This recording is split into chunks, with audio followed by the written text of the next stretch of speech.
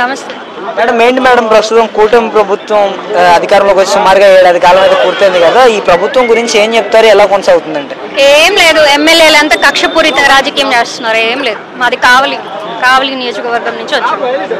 కక్షపూరిత రాజకీయం చేస్తున్నారు. చిన్న పెద్ద తేడా లేకుండా అందరినీ ఇరికించడము, ఇబ్బందులు పెట్టడము, ఇవే చేస్తున్నారు. ఏం పరిపాలన ఏం లేదు, అభివృద్ధి లేదు, పరిపాలన లేదు, ఏం లేదు. ఓన్లీ డైవర్షన్ పాలిటిక్సే చేస్తున్నారు. సూపర్ 6 అంటూ చెప్పారు కదా మేడం, ఈ సూపర్ 6 సంగతి ఏంటంటే? సూపర్ 6 లేదు, ఏమీ లేదు, అంతే. గ్యారెంటీలు చెప్పారు కదా, దాని గురించి అసలు మాట్లాడాల్సిన అవసరమే లేదు.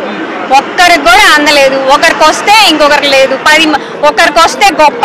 సోషల్ మీడియాలో సూపర్ 6 వచ్చేసింది, మాకు అమ్మఒడి పడిపోయింది, మాకు డబ్బులు వస్తున్నాయి, అది ఏం లేదు. సూపర్ 6 లేదు, బొక్క లేదు, తీసేయండి అసలు. అంటే 18 సంవత్సరాలు నిండితే చాలు, ఇంట్లో ఎంతమంది మహిళలు ఉంటే అంతమంది మహిళకి నెలకి 1500 చొప్పున ఇస్తానన్నాడు కదా 59 సంవత్సరాల లోపు వాళ్ళకి. అది ఇవ్వాలంటే ఇప్పుడు రాష్ట్రాన్ని అమ్మేయాలని అచ్చెన్నాయుడు అంటున్నారు. అసలు ఏం లేదు, మోసం అంతే.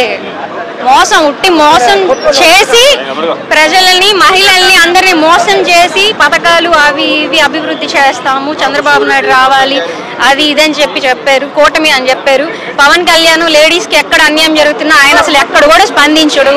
అదేమంటే చంద్రబాబు నాయుడు గారు చూడాలి, మనం కూటమిలో ఉన్నామని చెప్పేసి ఆయన అమ్ముకుంటాడు. చంద్రబాబు నాయుడు చూస్తే ఏమో ఏం లేదు, అది ఏం లేదు.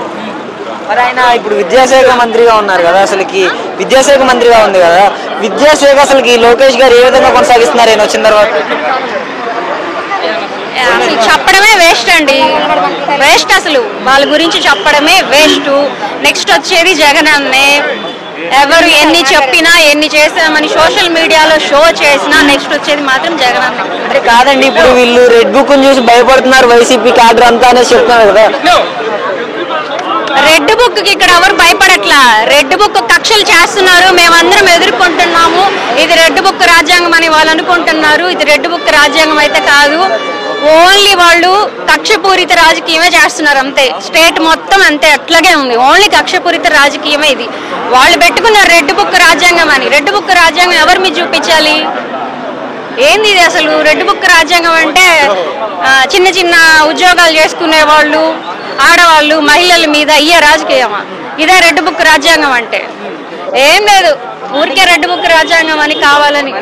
ఈయన కూడా అంటున్నారు కదా పవన్ కళ్యాణ్ గారు, మీరు ఎలా అధికారంలోకి వస్తారో మేము చూస్తాం, అధికారంలోకి రానివ్వం అంటున్నాడు కదా. మరి ముందు ఆయన స్టేట్ నుంచి మొత్తం పడిపోయింది.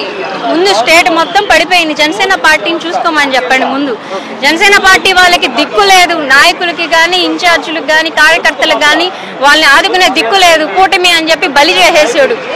ఏం లేదు, క్యాడర్ మొత్తం పడిపోయింది.